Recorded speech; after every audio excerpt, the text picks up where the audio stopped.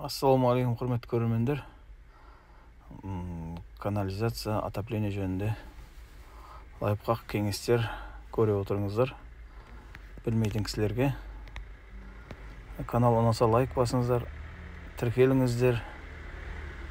Видеоларды барлық стройкаға қатысты барлық видеолар шығып тұратын болады. Каналмен бірге болыңыздар. Алдағы уақытта крыша, фундамент, обой, ішкі жұмыстар, сыртқы жұмыстар бәрі көрсетілетін болады, видеолар шығып.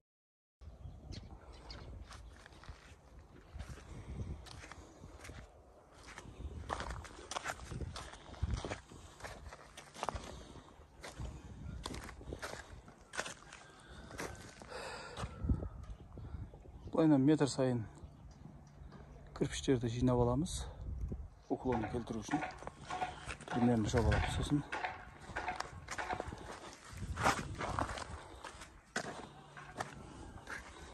уклоны сәйкес келмей жатса, мынадай әртүрлі қалыңдықта ағаштарды қойып уклонын келтіреміз. Мінекей ағаштың түр-түр қалыңдығы жұқасы. Крышадан артылады, полдан артылады, черныйдан артылады, сондайлар. Кесіп жинап қою керек, тастамау керек. Осындайларға пайдалануға болады. Мысалы, мынаған дейін астына ағаш қабаттау керек. Келеді осы ағаш. Келесі кірпіш сыймайды. Сол үшін мына ағаштарды пайдаланамыз. Жұқасына жұқа салатын жерге жұқа, қалың салатын жерге қалың. Бұл сияқты мінеке. Бір кірпіш, онан кейін бір ағаш, онан кейін жұқа фанера. Прессированный.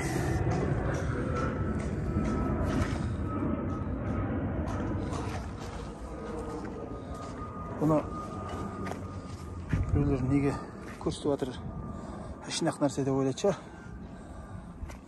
Бұл әшейін нәрсе емес. Қатты уклон болып кетсе, су тез кетіп қалады да.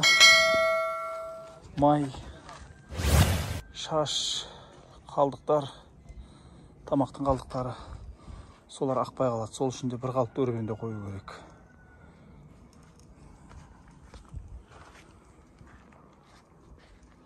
Сол үшін бір қалыпты өргенде қояды. Оң жақ ваннадан келеді, ванна бөлмеден, туалет бар, ол жерде қол жуатын умальник бар, кір машина бар. Амна сол жақ кухнядан келеді. Кухняда майлы заттар, неше түрлі нәрселер болады. Тамақты қалдығы болады. Су тез кетіп қалса, майлы, тамақтың қалдығы бар, майлар бар, сол жабысып бірте-бірте толып қалады. Сол үшін де бір қалыпты өргенге қою керек. Ал мына жақтан қарайтын болсақ, бұл жақтан шаш келеді. Сабынның кір келеді, майлы. Оларда бір қалыпты уклонда тұрмаса, жеке тұрып, адамның үлкен дәреті бар, нәжіс дейді ғой. Солар су тез кетіп қалса, олар жолда тұрып қала береді. Үйдің септіктің арасы 15 метр, 20 метр қашықтықта. Сол үшін де бір қалыпты өргенмен қою керек. Мінекей.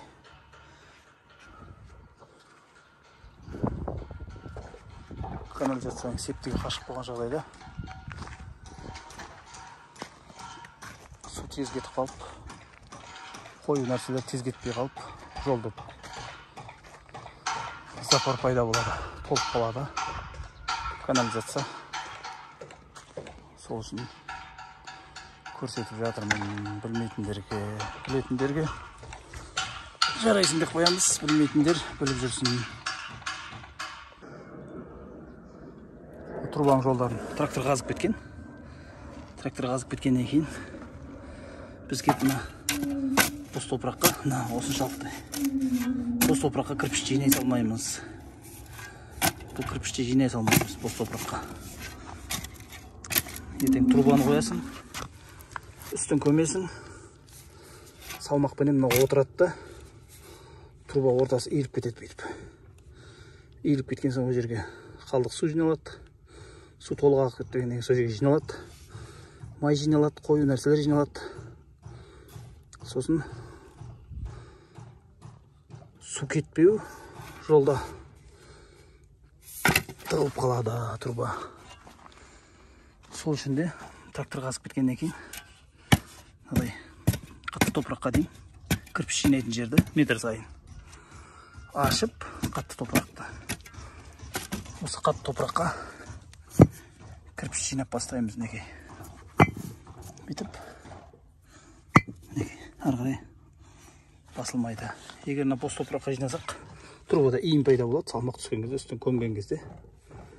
Сосын су ағу қиындап, бірте-бірте канализацияның жолы толып қалады. Бос топырақты бетіндегін алып, ары қарай тастап, келесі кірпішті дауысында естіп жатқан шығарсыз, қатты жерге келді. Келесі кірпіштерді жинаймыз. 1 метр сайын кірпіш жинақ қойған дұрыс болады. Примерно метр сайын.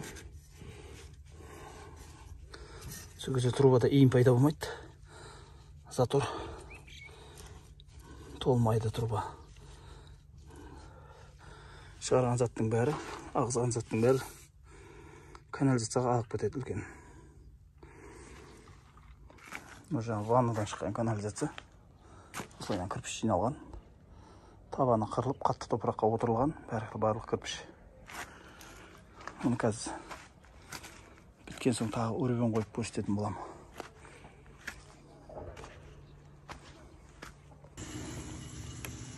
Несін алып тастау керек, суақты дейді. Сол үшін де пышақпен алып тастау керек.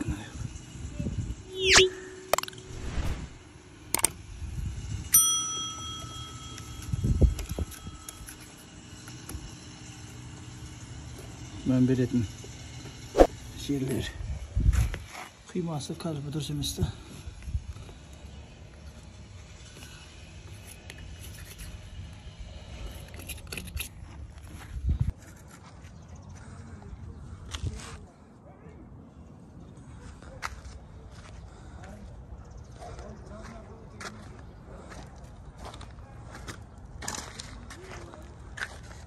Канализация осымен бітті. Құдайдың дұрса тындықтық бай. Канализациядан.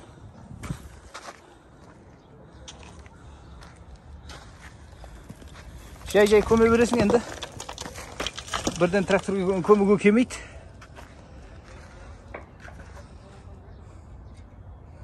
Трактормен көмсең салмақты көтере алмай жыпырылып қалатын трубалар.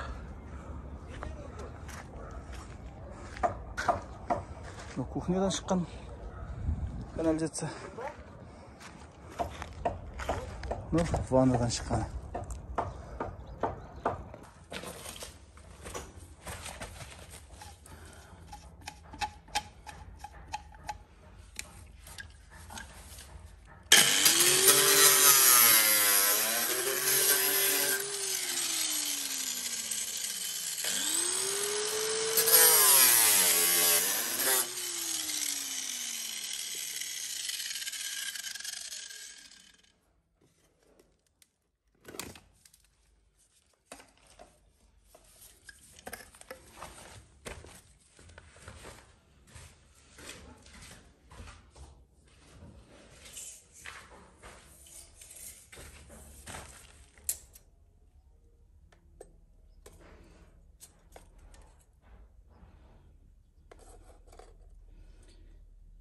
Фундаменттен 25-27 см, 30 см төмен қойып кету керек.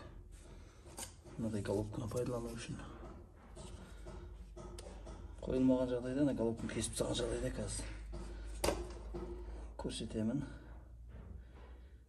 салынатын жолын.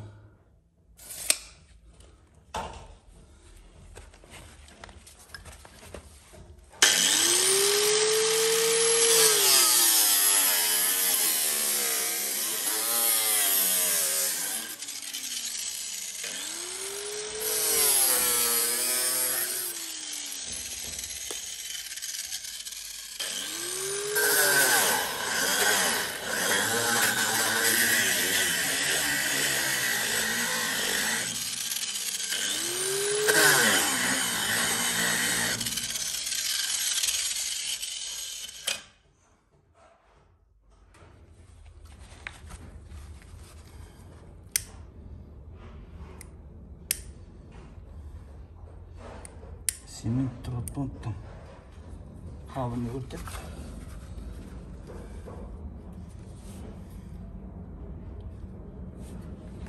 bilmeyden kişilerge ko'rsatib o'tiraman. Gaz qo'l tegmayapti.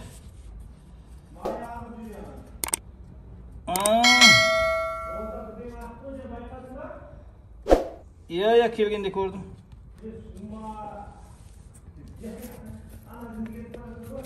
Ya.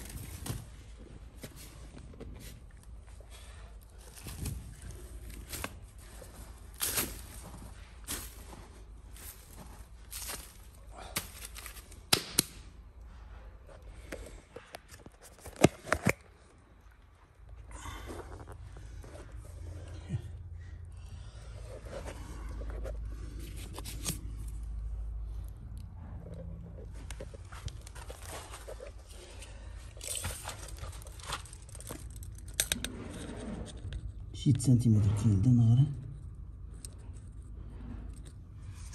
Şit santimetre. Su sekip sutqa chiqa olmaydi buradan.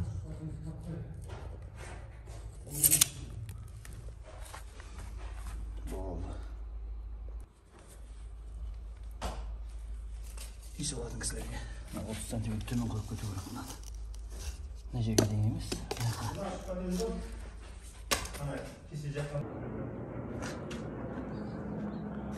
Vanna bölümünün kanalizasyonu osundayı oldu.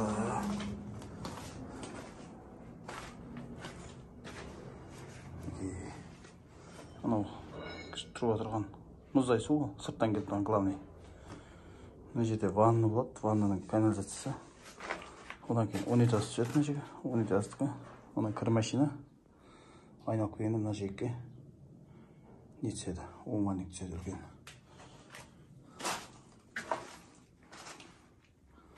Kanalizatsiya dayım. Buraya ormanı koyup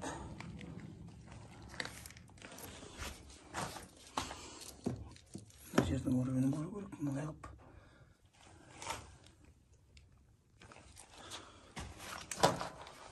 Bu da orman var. Şey koşmuş fanar yap. Şarkı bulmasa karanlıktan görünmeyecektir.